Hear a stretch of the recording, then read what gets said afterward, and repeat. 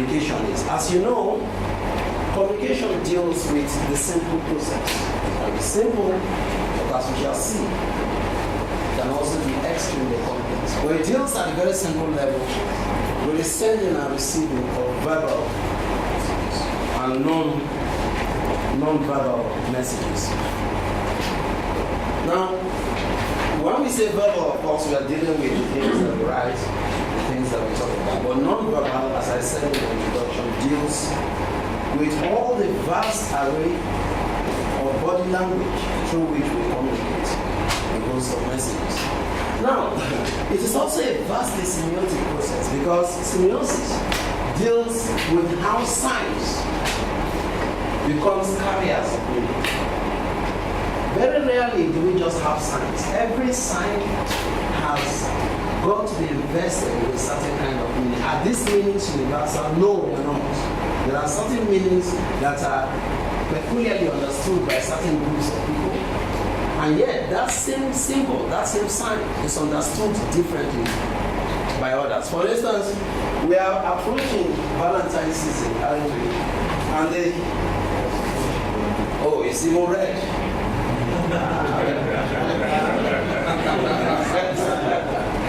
You see, in the Valentine's season, red as a symbol, as a sign, is always associated with love, with passion.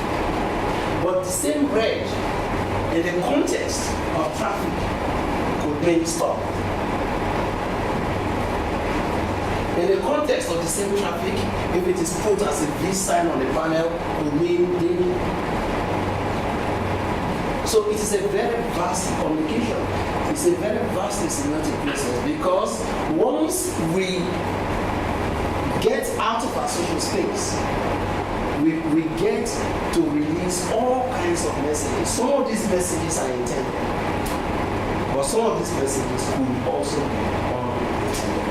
They deal with, there's no unanimity of meaning. All the kind of messages that we send will be understood at different levels by different kinds of people. So this is what we mean when we say communication is ultimately a semiotic activity because it involves an endless deployment of signs.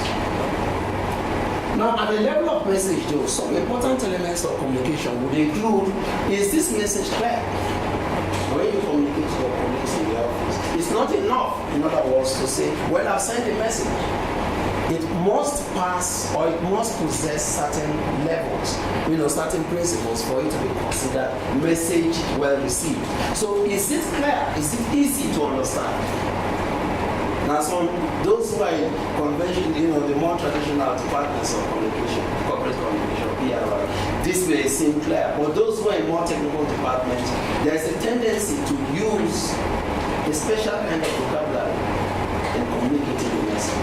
Now, when you use those jargons, you are communicating a certain message, but is it clear to those who will be receiving the message? So you find that even if you use technical communication, you need to worry about the clarity because the person who might need the information you are transmitting needs a certain level of understanding in order to press it into active conversational decision-making process. So it's very important. In the US, this is a matter for legislation already. In the new healthcare bill passed into law by the Obama administration called the Obamacare, it is now law that doctors, for instance, must write in a language that is manifestly understandable, not only by their colleagues, but by the patients themselves. It is now law.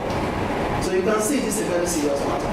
You need to know, even if you're in the technical department, whether the message you're transmitting to the next person, who must use that message as a basis for action, understands the message. So is it clear? Clarity meaning, is it easy to understand? Because it's only when you understand, you can find it as a useful document. It's a basis for action. Does it make sense? Yes, we can see this is clear, but does it have an organic logicality? Is it sensible? Does it make sense? Does it make sense? I have communicated the message, all right, but how much sense in the last analysis does it make? Because when we receive message, you see, as I said, we think about the message, but then the person who potentially receives the message also thinks about it. Does it make sense? We found all kinds, if it makes sense, how come all kinds of people have different opinions on the particular subject? We saw a bunch of those kind of debates during the subsidy saga. A lot of complaints about the high landing cost of petrol. That seems to make sense to those who would argue along the line. But when you receive that kind of argument, the person who is on the receiving end will say, why should we worry about high landing costs? That looks like an indirect incentive for us to ramp up local refining capacity so that we don't even have to import at all.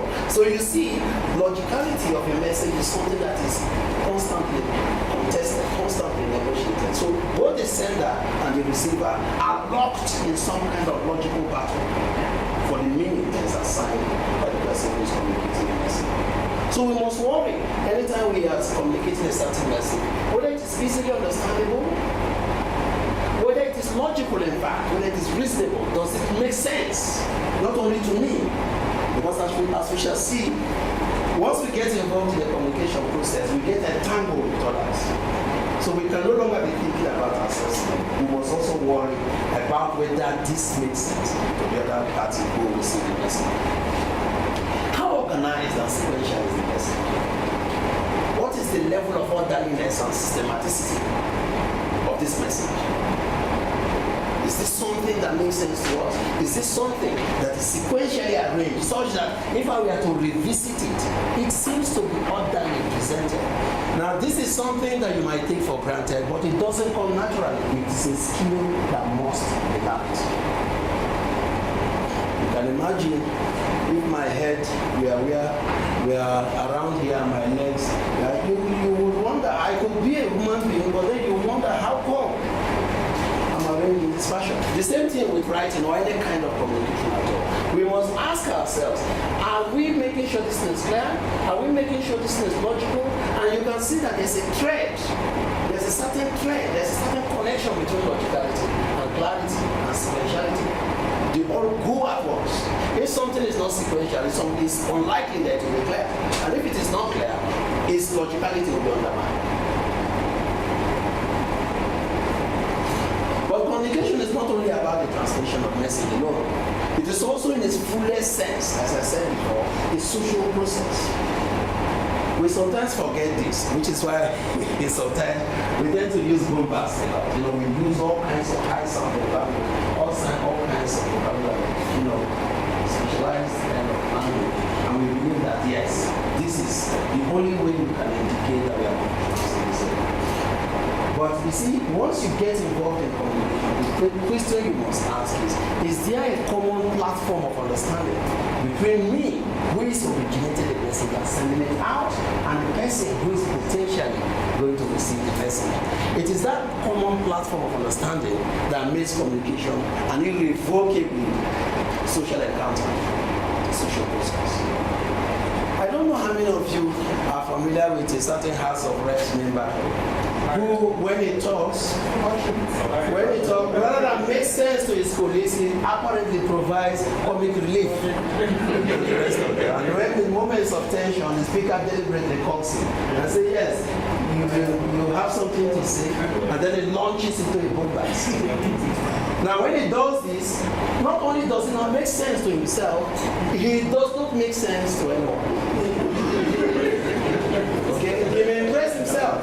He may think that this is the only way I can show my mastery of the subject. This is the only way I can show. This is the only way I can show my master of the legislative process. But you see, the most important thing is he needs to understand that if you use words that people have no chance of even detecting in dictionaries, you're literally talking to yourself, failing this kind of principle. You need to get involved in an encounter with people, and that encounter must be on a common platform of understanding. It is not a case of a person simply, using words and expressions and wanting to impress others. Again, this is a major principle of communication which we sometimes forget. When we communicate, our ultimate aim should be to express rather than to impress. Now, the organic logic of this is that if you express your idea so well, you end up impressing people. you start out wanting to impress people, you may end up not in fact impressing them because you will not be expressing them. This is very important for those of us who say we are professionals, because I suspect that there is a certain kind of arrogance that goes with professionalism. We want to sound very professional and technical, so that the other person who is less professional apparently begs us for mercy. Say, can you make this should I get it, please? Communication is man talking to man, not oracle talking to man. So that is something we need to understand. Not just individuals talking, but individuals talking sensibly and reasonably to each other. If they are writing, the writing itself must make sense at first reading. People shouldn't worry. Consult all kinds of people, all kinds of books in order to make sense of the communication, especially if that communication will form the basis for conceptual action.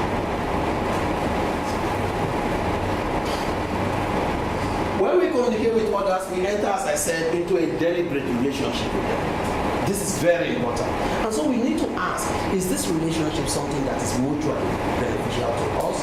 If we want to generate content which we'll use as a basis for teamwork, as a basis for action, then does it not make sense that what makes sense to me should finally make sense to the other party? We are involved in a social relationship with those with whom we communicate. In the workplace, for the purpose of good working relationship, the content of the message is as important as the manner, the way, the style in which it is communicated. This is where discourse departs from conventional process of communication. In some cases, they tend to focus essentially on the content. But here, we focus on the content, all right, but we are also interested ultimately in the manner in which a content is communicated. If I make a mistake and you tell me, no, this report does not meet the standards of service, and you will be working, I can do something about it. I can do something about it. But if you say, get out this foolish secretary, how stupid are you to present this kind of report? There is no pill. You need to tell me if I'm wrong. There is no medicine that cures stupidity. If you say a secretary is stupid, she do about it? She can certainly do something about the poor quality of the report. So focus on the report and leave the stupidity aside. So you can see that you're making 2 points. The first point is that the content is of a poor quality. But then you override it by making judgmental statements about indicating the manner in which you're communicating your displeasure with the content.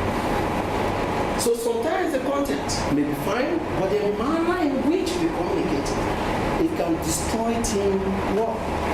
It can destroy individuals' personality and sense of dignity. If you say the report is of poor quality, the person can go back and work it. But if you say the secretary is stupid, what do you do about it? You destroy the person's sense of dignity, and the person's internal motivation is destroyed to continue to excel. Content is important of messages, but the manner in which we do communication is very important. And where assertive communication is essentially different from other styles of communication is that it originates